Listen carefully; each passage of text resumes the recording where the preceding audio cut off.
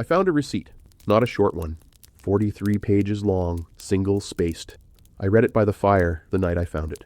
The old thermal paper curled near the heat. The first lines were ordinary. A roof.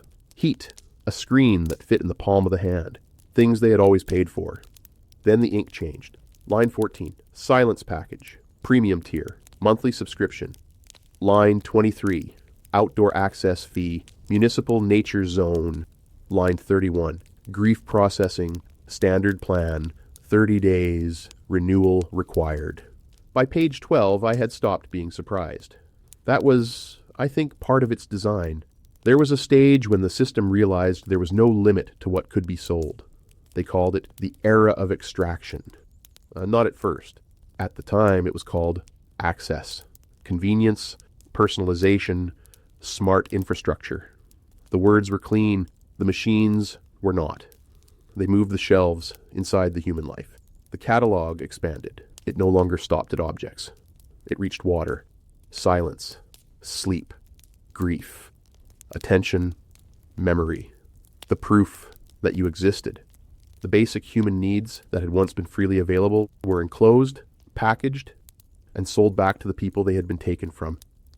Even friendship was commodified, measured, invoiced. What had once moved between people as gift, as gesture, as the unremarkable texture of a life shared, was reclassified, given a SKU, assigned a tier. The markets stopped building societies. They consumed them. I found the patents in the municipal archives, faucets fitted with biometric readers. The device knew who you were before the water ran. It knew how long you had been awake. It knew your hydration levels pulled from the watch on your wrist. If the watch detected dehydration, the price per liter tripled. I found a maintenance manual for these pipes. It called the sudden price increase an empathetic market correction. If your card was declined, the water stopped. In the middle of a shower. Mid-lather. For those who could not pay, there was the freemium option. 10 centiliters of water. A few swallows. Dispensed only after 45 seconds of unbroken eye contact with an advertisement on the smart mirror above the sink. I found photographs of village wells with payment terminals bolted to the stone. The terminal accepted contactless. It did not accept thirst. The waking hours had become too expensive to survive. So people sought refuge in sleep. They bought soft bands for their wrists, thin rings for their fingers, small white devices for the side of the bed. The packaging promised deeper rest, a sanctuary, but the sanctuary was leased. Page 26 of the receipt, line 331. Sleep quality enhancement, basic tier, deep sleep cycles not included. Line 332, dream data, harvested during sleep enhancement subscription, non-transferable. The devices recorded the rapid eye movements, the cortisol spikes, the whispered names. They harvested the dreams. They mapped desire at its most unguarded. Then they sold what happened behind closed eyes.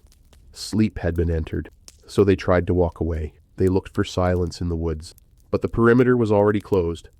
I found the records of a forest, one of the last old ones. Once, you had simply walked into it. By the time of the receipt, you tapped a card at a gate. They had classified it as experiential heritage. 25 digital credits per person. The trails were fitted with sensors that counted your steps. If you left the marked path, a drone found you within 4 minutes and guided you back to the parking lot. The most photogenic trees had been tagged with small metal plates. A code you could scan. It linked to the tree's database and to the gift shop. A child asked her mother if she could touch the bark of an oak. The oak was 300 years old. The mother checked the application. The tactile contact option was not included in the base package. The child put her hand back in her pocket. Every living moment was invoiced, and when the living stopped, the meter kept running. Near the end of the receipt, page 38, I found this. Bereavement Services, 3 tiers. Essential, 30 minutes. Standard casket, no eulogy. Human, 90 minutes. 1 speaker, 1 song. Memory, 3 hours. Unlimited speakers. Photo projection, reception included. The essential package cost 800 credits. The memory package cost 12,000. Taking the time to grieve cost $11,000. $200 more than not taking it.